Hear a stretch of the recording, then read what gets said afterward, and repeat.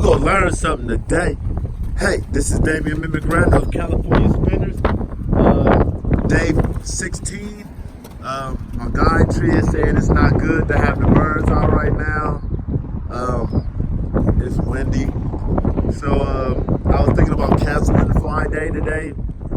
But hey, we gonna learn something today about these pigeons and we gonna see what they got. So I decided I'm gonna let them out anyway. I'm gonna check them, make sure they the feed on them is right.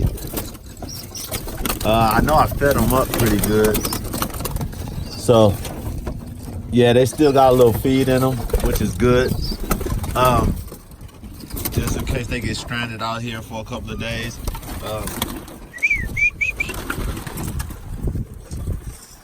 Like I said, it's day 16, guys, and I'm waiting on them to get the nerve to take off. Look, a hawk right when I let the birds out. Ain't that great? Look, they're looking at it too. Their first time seeing a hawk, so they don't understand that. But here they go with the program. Hey, hawk or no hawk, the program must go on. They must do what they do. And like I said, they've imprinted on me, so they're gonna do it regardless. They're spooked right now. So this might get them up. This might actually get them up because the hawk is flying around.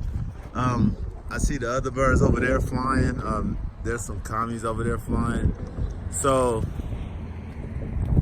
I'm not sure if he'll come this way, but I know they're spooked right now. So they're gonna react to this strange new thing that's up there looking like a monster, a pterodactyl to them.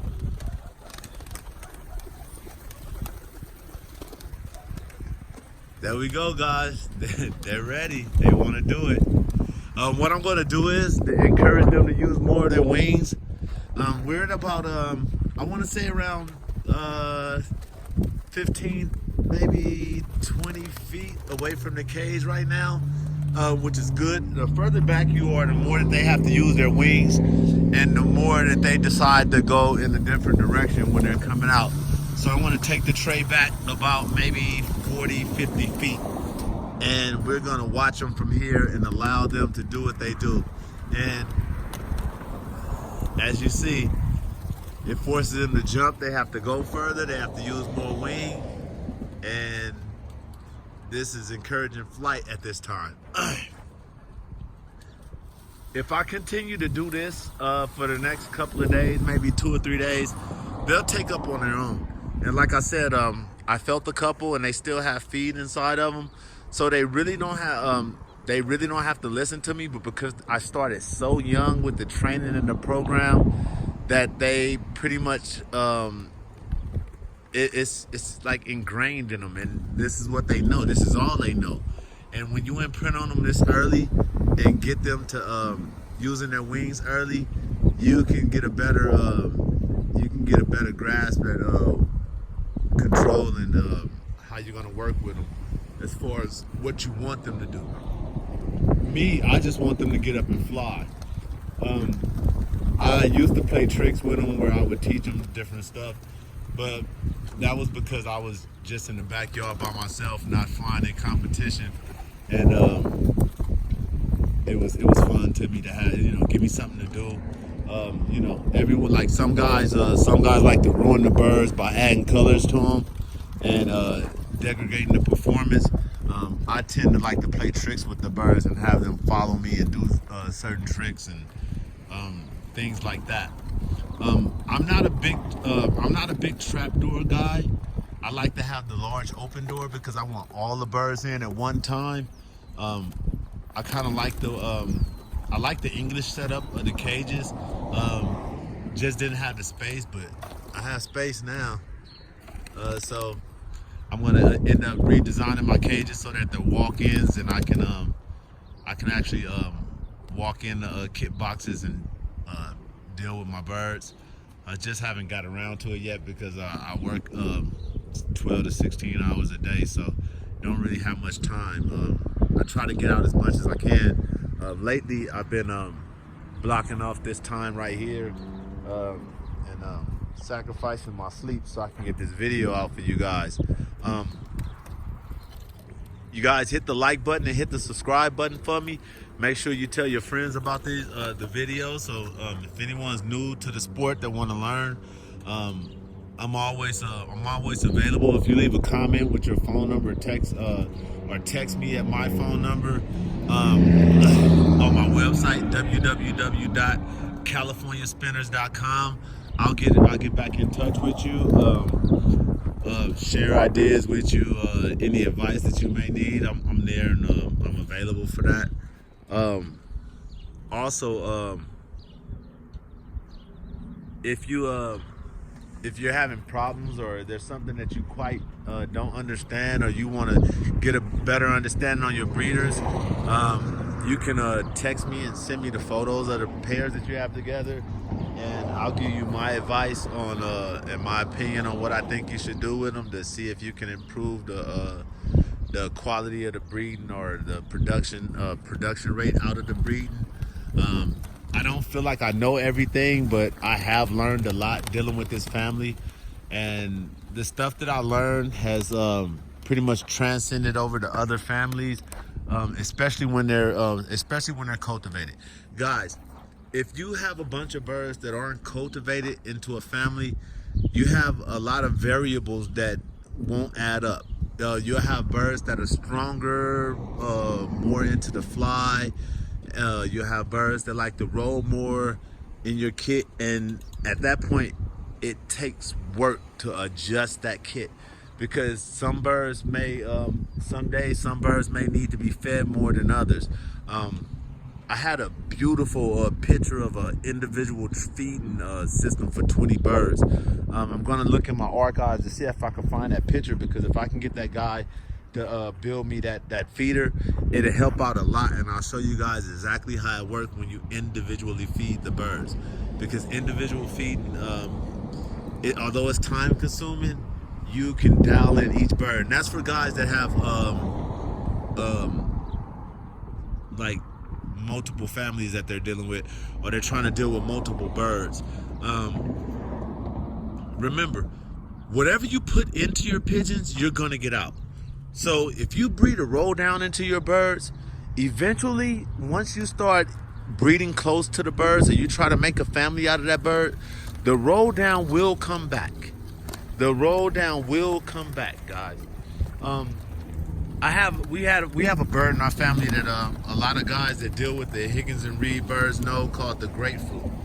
The grapefruit to us was a real check. It wasn't a check carrying recessive red. It wasn't a check carrying black or blue. She was just a ash red check, a dominant ash red check. Remember, ash red is the highest color of dominance in the birds.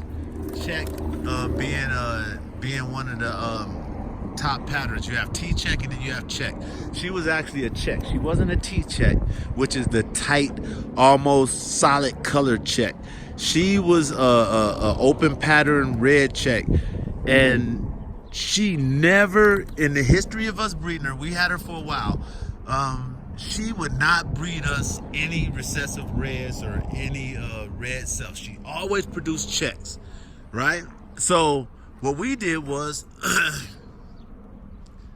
we forced the breeding to where we removed her, like we bred away from her check and bred red into the birds.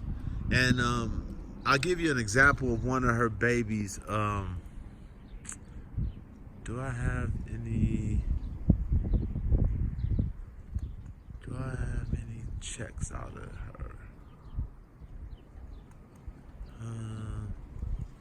I'm going to look through my records, guys, and I'll come back to you tomorrow on that one. I'm going to show you what happened 15 years later. Because what we saw was that after 15 years of breeding away from the grapefruit came back as if we had never bred away from it. She literally came back, and we seen the check come back, that same check pattern, exact identical twin of her, come back 15 years later. And that just to go, that's a testament to whatever you put into the birds, it comes out. If if you listen to the trolls on social media, you'll never learn anything. Um, Guys, you have to understand, everything is someone's opinion. But when someone bases their opinion on 15, 16 years of cultivating a single family, you have to value their opinion a little bit more than the guy that's going out to buy a different family every year. You have guys that every year, whatever World Cup winner comes out, they have to have some of those World Cup winning birds.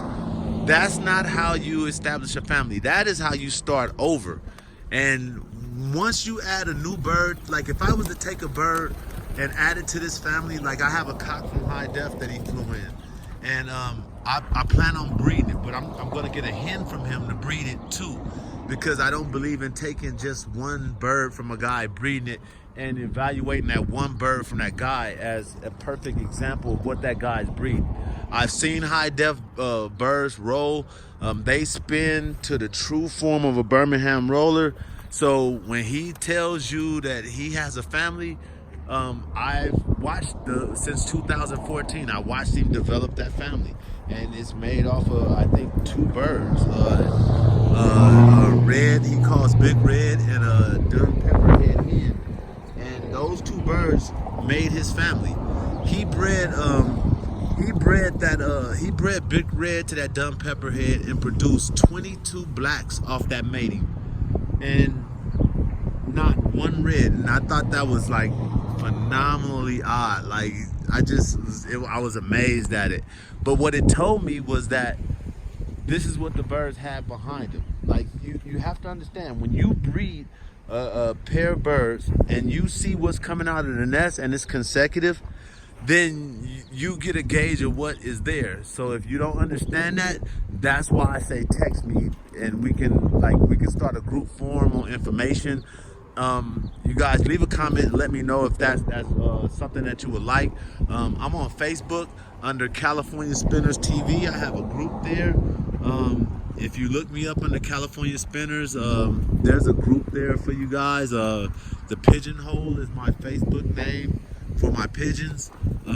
So look me up, add the group, and we'll get in there and we'll spread information between each other, and I'll make sure that none of the haters get into the group that want to basically just call names. If you're in the group and you're not trying to spread information and knowledge, then basically you're a hindrance to the group. And at that point, you have no reason being in the group. But what these guys are doing, they're using the group as their personal platform so that they can spread their propaganda and say what they want to say. Now you see how the birds got spooked and kind of just took off like that?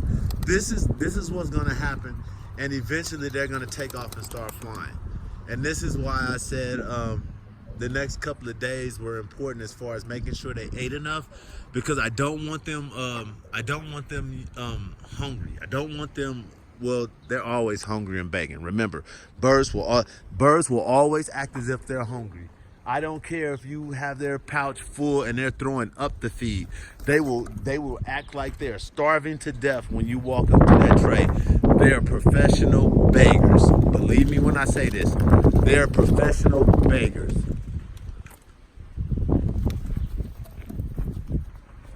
I don't know what they see, but something's spooking them. And it's a good thing, because now I get to see them take off and fly.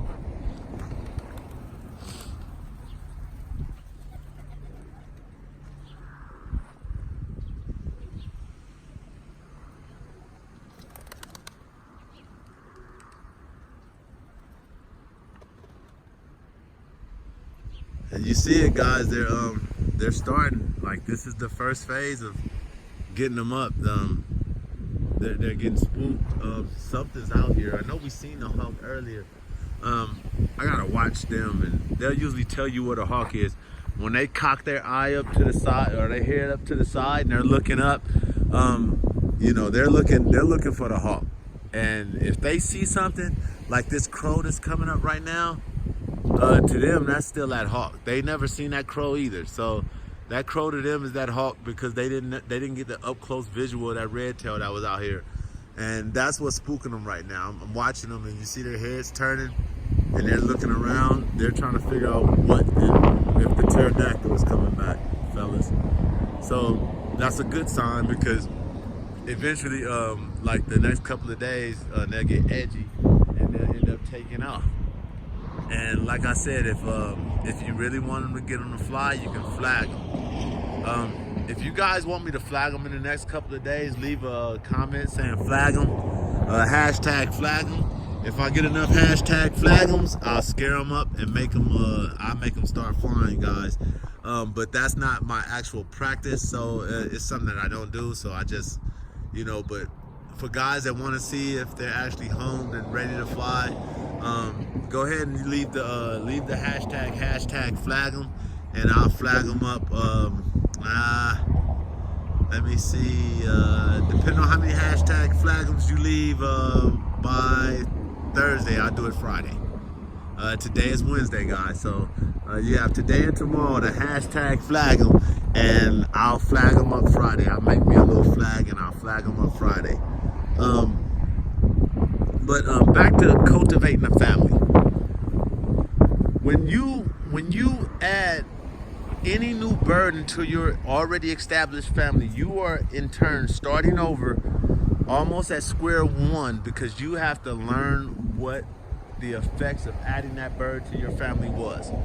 If you're adding a cock to the family, you're essentially adding two sides of a coin to your family now, and you have a basically two different sides that cock can give you if it's not bred correctly. When you're dealing with a hen, you're usually getting what she is, and that's a good thing, because if you take a bird from a guy, like say you go to a guy's house and you want to bring something home, don't bring a cock from his family home, bring a hen home. A hen is a lot easier to work with, and there's no surprises behind her. She is what she is. So if it's a blue check hen, that's what she is. She's a blue check. If it's a dun hen, that's what she is. She's a dun. So it makes it easy when you're dealing with adding some type of gene or something to your family. But what you don't want to do is you don't want to bring in a cock from a family that was not cultivated. Guys, hashtag take back the trash. Remember that if it's not cultivated, if they can't show you 3 years of breeding records with this family, then take back the trash. Take back the trash, guys. That's just where we are with it. If they can't show you exactly what the family is and how they made the family, it has take back the trash. And that's it, and that's all. Guys, cultivation is the point where you take two birds and you breed them, and that's it. Like you can add 4, maybe 2 pair to the family so that you can get a jump on it there, but actually no more than 6 birds, no more than 3 pair, because that fans out your gene pool way too far, especially if you're dealing with a family that's not cultivated. If you take your best 3 cocks and put them on your best 3 hens and work them that way, then I think you'll have a better shot at getting the family out and established quicker, as opposed to 7 or 8 different cocks and hens, because it's a lot of homework, and the work that you have to do, it takes years, at least 3 years to establish the baseline for your family, so that you know what you're breeding in and taking out of that family. So like I said, anything new to a family is starting over. If it hasn't been cultivated to the point where you have the grandfather, the grandmother, and maybe the great grandfather at the house, then it hasn't been cultivated, and it's not a cultivated family. If you're trying to add color to it, then you're no longer cultivating the family towards the family. You're adding a color, and hopefully you're using a color that rolls. There's a lot of new colors out, because guys have bred color birds and they have made color birds that roll, and There are color birds that get out here and spin just as good as the Birmingham rollers that we have. But it's not a Birmingham roller. It's an American roller that has color added onto it. So it's not the Birmingham roller. They're two different types. Now, this American roller, the color bird, may have a non-rolling gene behind it. So like I was explaining with the grapefruit, if 15 years later my red checkered grapefruit can come back inside my family and I bred away from it, what do you think would happen to a non-performance roller gene like a Homer or a blue Andalusian or some other color bird inside your family? What will happen in 15 years? Would you cultivating the birds and breeding them the way that you're supposed to breed them? You're gonna get that back. You're gonna get that back, guys. And there's no way to avoid it. There's actually no way to avoid this. You're going to get that back. So what I'm saying is, and I've said it before, what goes into the wash comes out in the rinse. So if you're washing in colors, those colors are gonna wash out at some, rinse out at some point, and that non-performance gene or that performance gene that wasn't up to par is gonna come back and manifest itself so that come hut sit. See, you have to train everybody. Nobody gets to act out here. I train everybody. Everybody gets the same treatment, and that's what you have to understand. Training is not just coming out and opening the cage, feeding the birds and flying them. Training is understanding why you're feeding them, why you're feeding the amount you're feeding them, and what you want in response to why you're feeding them. So that's what I try to teach. You're gonna hear that I get a lot of haters. I'm so sick of the haters at this point. I want to just stop doing videos and just walk away from it again. But then I said, no, I'm going to the NBRC convention this year. So I'll see you there. You know, that's how I feel about it. Now, too bad I can't bring a kid of these birds because I'm so confident in my pigeons and the superiority of the role in my pigeons that I take a complete 20 bird kit. This kit here, take it to the convention inside of a portable loft, let them get out and roll, show them that they roll, and have them come back to the portable loft. That's how confident I am in the birds. If it wasn't for this if it wasn't for this new virulent Newcastle disease outbreak out here in California, that would have been my intentions, because I want to shut the mouth of every one of those dudes that has something negative to say that didn't have nothing to do with pigeons. You know, it's okay for them to attack you personally when you're only attacking like whatever the situation was or the comments was, but when you come back at them, that's when they get butthurt and they don't like it, because one, they can't back up their claims because they're not doing this. They're not showing you what's happening at their house. They're hiding everything because, you know, hey, just like they say, show us the taxes, right? Show us your taxes. Well, here's my taxes right here. Let me see yours. Let me see 10 years of your. This is 16 years of my tax bills. This is 16 years of my cultivation right here. Let me see yours. Show me 16 years worth of cultivation. That's what I'm asking these guys. And they're getting upset and they're just calling me names on Facebook. That's it. They can't say nothing else. They can't back up their claims. You know, they can get on there and say, "Oh, you're dead wrong." Well, prove it. You know, there was a topic about color birds degrading the performance of the role. And they got out there and they mentioned a few guys. It was 4 guys that they mentioned and said, "Oh, well, he won the World Cup. He won the national NBRC fly." Yeah, but he did it once. And then something happened where them color birds were not consistent. And don't nobody want to address that. Something happened where those color birds were not consistent and that guy fell off. And it wasn't like 3 years later, it was the next year. He never made it back to that prowess that he had the following year. Meanwhile, 4-time World Cup champ, because they like to quote who won. They like to talk about numbers and winning, right? Well, the 4-time World Cup champ He won it 4 times, right? That's consistency. And when you looked at his birds and looked inside his loft, there was consistency there. He didn't have this many colored birds.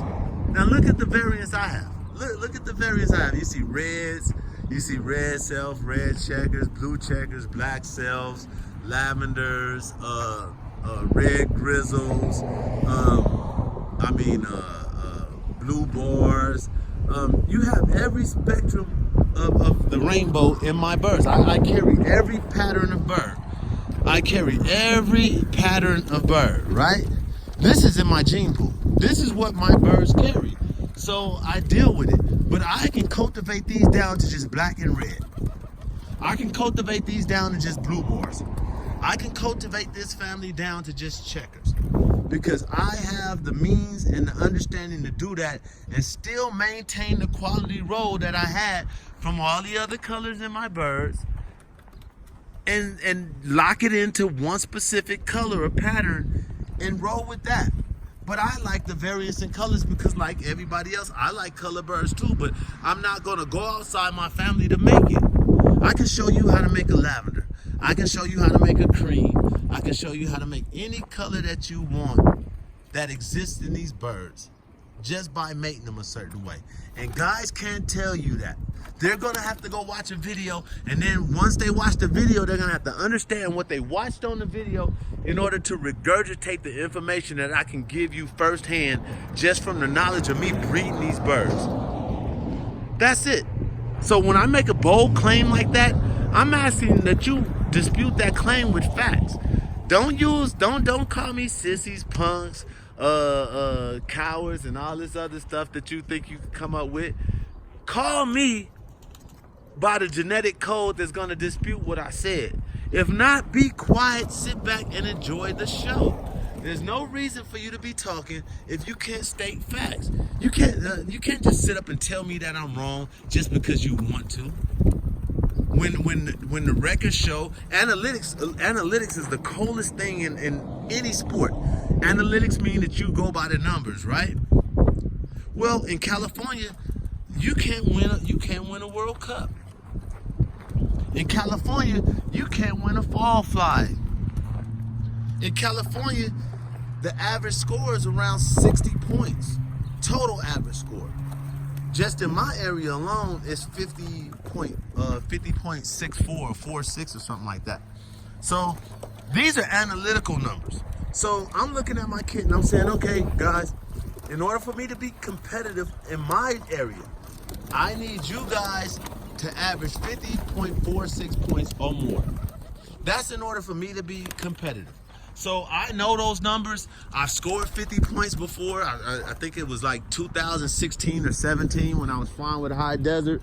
But I was working on my project, and I consistently put birds in there that I knew wasn't going to kit or do what they were supposed to do, because I was trying to make sure that when I called that bird, or when I called the parents of that bird, I was making an informed decision to call the correct bird. Because you can't allow trainer management to force you to call a bird because you didn't manage the bird well. And that's what I had to make sure. I had to make sure that my management was everything that it was supposed to be for the bird to give me everything that it was supposed to before I called him. Now, once I scored the 50 points, I gave up. There was no need for me to continue to fight. In that 50 when I did score the 50 points, I missed 2 15-bird breaks because the 2 birds that I was evaluating on culling their family or culling their line out, they stayed out of the kit. Now, if you want verification, call Patrick Tate. You can ask Darren Doucette, a few guys that was here, and they'll tell you, if they want to be honest, exactly what they seen. If you know Sean Norwood and you want to ask Sean Norwood about my birds, he'll tell you I had a 20-bird kit of 50 footers. I call it the 50 footers. And they were doing 50 feet and getting right back up to the kit and going to fly. But I wouldn't fly that kit because my thing was I didn't like the way the club was being ran, and I refused to make winners out of people that didn't want to be participants or club participants. Like, single individuals will ruin a club competition real fast. And what I saw was that they want to be dictators, and I didn't want to deal with the dictator taking credit for anything that I helped contribute to, and I had nothing to say about it.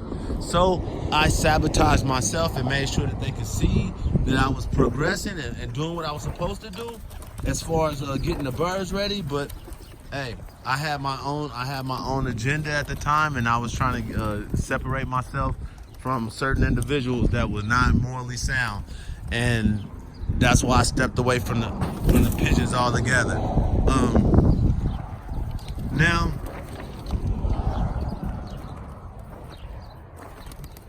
as you see, they're just flying back and forth, and I haven't whistled once.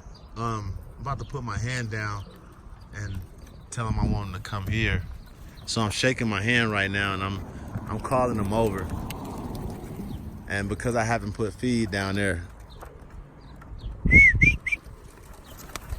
yeah, there they go. They just had to know that I was signaling. But like I said, guys, cultivation is the key. Cultivate a family. Heine Biker, the 5-time champion, said you should at least spend 4 or 5 years just learning and understanding your family before you even decide to fly competition. Now, I'm a firm believer that if you get the right bloodline of pigeons and they've been cultivated right, it won't take you 5 years. You can be competitive in the first year. But you would have to do a lot of homework, and you're gonna have to really sit with that breeder that bred those birds and learn how to fly them the way that he flies them in order to get the best out of them.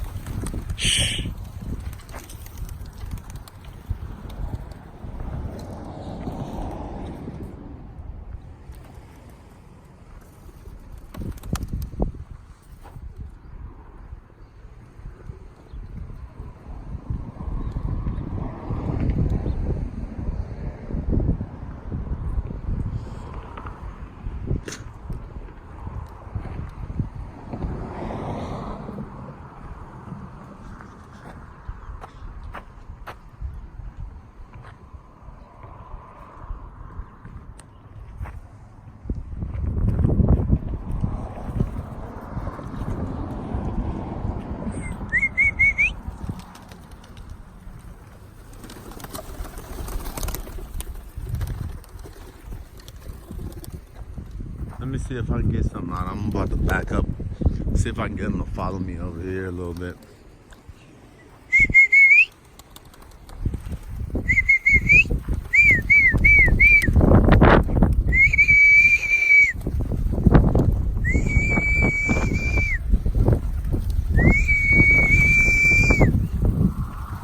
This is called the walk.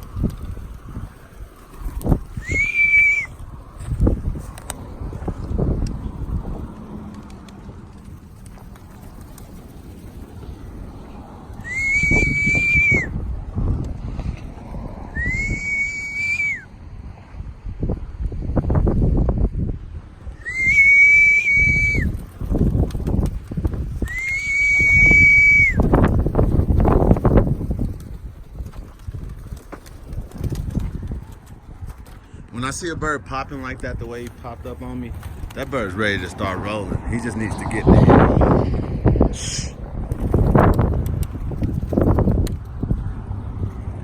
When they get older, that sound will be my dog. That's what I do. That'll be my signal to my dog to make her chase him. Right now, she knows that I'm in training mode. She understands the babies, so she's not gonna go after them. But once they get older, all I have to do is point, make that noise, and she'll chase them up, keep them off the ground for me. And that's her biggest joy in life, is keeping them off the ground. Shh.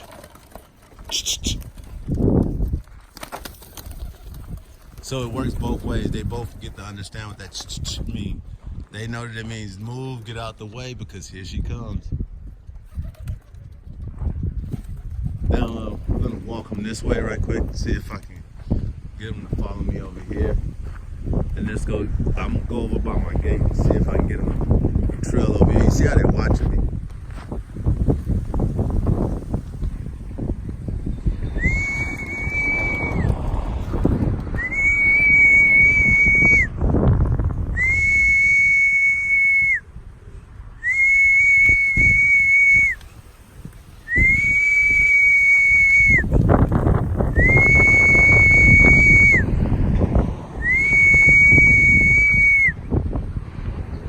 See, because I'm not over by the tray, the response is different, but they did want to go over to the tray.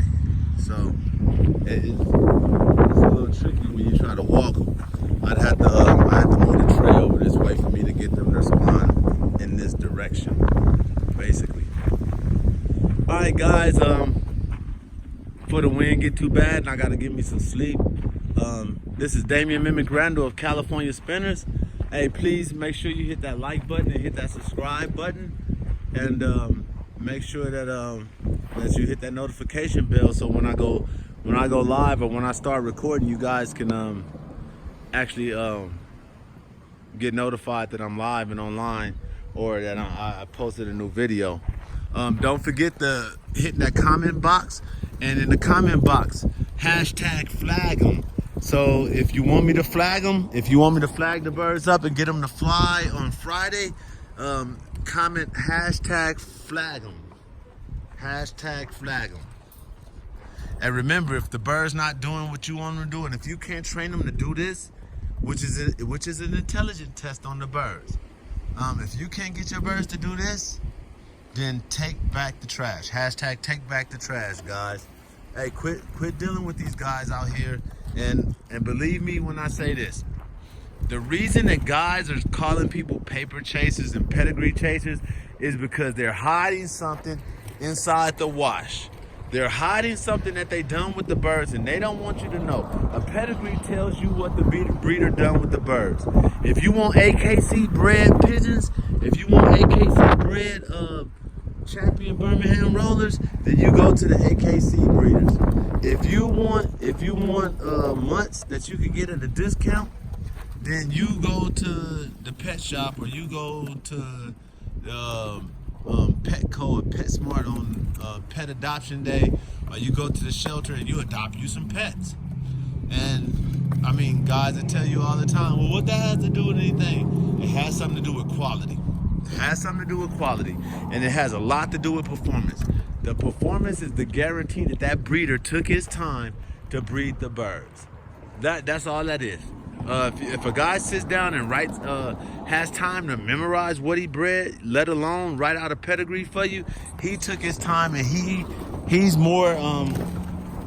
I won't say he's as serious as the competition flyers, but he's as serious about his breeding and making quality birds than any competition flyer around. Because I'll tell you right now, if you go back, if you go to these guys' Facebook pages and you go back in their histories, you're gonna see they done changed families at least 3 or 4 times within the year.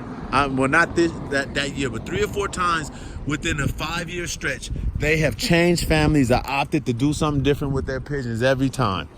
So these are clues to that. These are clues that a guy don't really know his family or don't know what he's doing. One, remember that. So guys, hit that like button, hit the subscribe button, and remember, tell the haters, oh, they gonna learn something today. This was Damian Mimic Randall of CaliSpinners, and we're out, guys.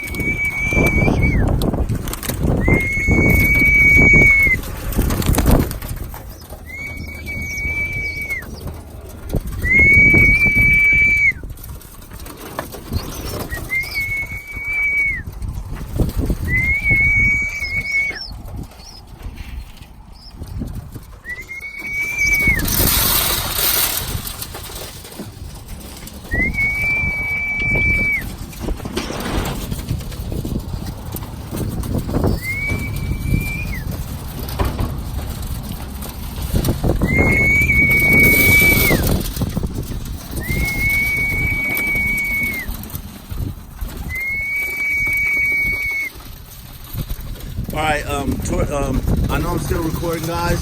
I'm about to give them a 15-5 mix. I want to add I want them to add some Milo and some other carbohydrate grains to them so that they can get that energy in them. Right now I've been giving them just peas, which is pretty much just building up muscle, getting their muscle right. So I'm gonna grab a handful of that 15-5 and give it to them, but not much, just a handful. All right, guys, hit that like button, hit that subscribe button, and thank you for watching. I appreciate all of you that participated and support me, and for those that don't want to participate or support me, they know what they can kiss, and we'll see them in competition. Because what we gonna do, we gonna make sure that the trash get exposed. We gonna make sure that the crossbreeders get exposed.